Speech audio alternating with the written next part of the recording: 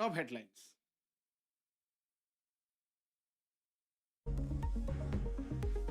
രണ്ടാം പിണറായി സർക്കാരിന്റെ 4ാം വാർഷിക ആഘോഷങ്ങൾക്ക് തുടക്കം. കാസർഗോഡ് മുതൽ തിരുവനന്തപുരം വരെ 1 മാസം നീളുന്ന പ്രചരണ പരിപാടികൾ. സംസ്ഥാനതല ഉദ്ഘാടനം മുഖ്യമന്ത്രി.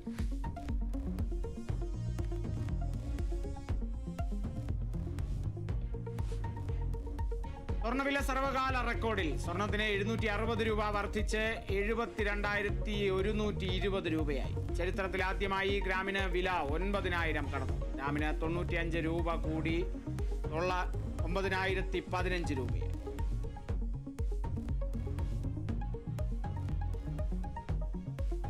മൂന്ന് ദിവസത്തെ സന്ദർശനത്തിനായി US vice president JD Vance ഇന്ത്യയിൽ. ഡൽഹിയിൽ JD വാൻസിനെയും ഭാര്യ ഉഷയെയും സ്വീകരിച്ച് കേന്ദ്രമന്ത്രി അശ്വിനി വൈഷ്ണവ്. വൈകിട്ട് പ്രധാനമന്ത്രിയുടെ വസതിയിൽ അത്താഴ വിരുന്ന്. വ്യാപാരം, തീരുവ യുദ്ധം എന്നിവയിൽ ചർച്ച.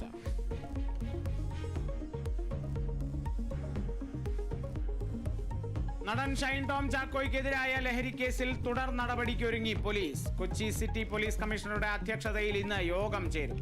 ഷൈനെ വീണ്ടും ചോദ്യം ചെയ്യുന്നതിൽ തീരുമാനമെടുക്കും. ഫിലിം ചേംബറിന്റെയും സൂത്രവാക്യം സിനിമയുടെയും ഇന്റേണൽ കമ്മിറ്റി യോഗവും ഇന്ന്.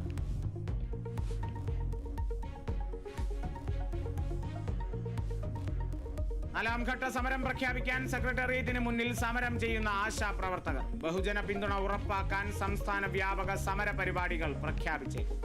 ഓണറേറിയം വർദ്ധിപ്പിക്കാൻ തീരുമാനിച്ച തദ്ദേശ വകുപ്പ് പ്രതിനിധികളെ ആദരിക്കും. സമരം 71ാം ദിവസം.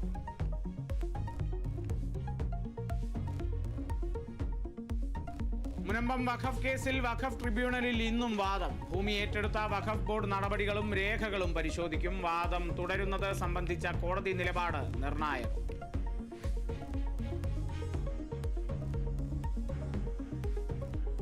അമ്പലമുക്ക് വിനീത വധക്കേസിൽ ശിക്ഷാവിധി ഇന്ന്. കന്യാകുമാരി സ്വദേശി രാജേന്ദ്രൻ ഏകപ്രതി. ശിക്ഷ വിധിക്കുക തിരുവനന്തപുരം അഡീഷണൽ സെഷൻസ് കോടതി. തലസ്ഥാനത്തെ നടുക്കിയ കൊലപാതകമുണ്ടായത് 2022 ഫെബ്രുവരി 6-ന്.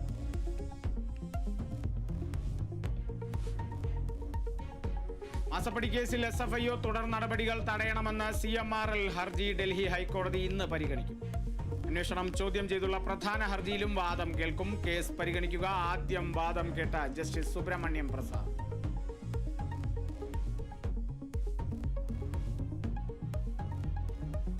IPL-ൽ ചെന്നൈ സൂപ്പർ കിങ്സിനെ വീഴ്ത്തി മുംബൈ ഇന്ത്യൻസ്. 26 പന്ത് ബാക്കി നിൽക്കെ 9 വിക്കറ്റ് ജയം. പഞ്ചാബിനെ 7 വിക്കറ്റിന് തകർത്ത് ബംഗളൂരു. ഇന്ന് ഗുജറാത്ത് കൊൽക്കത്ത പോരാട്ടം.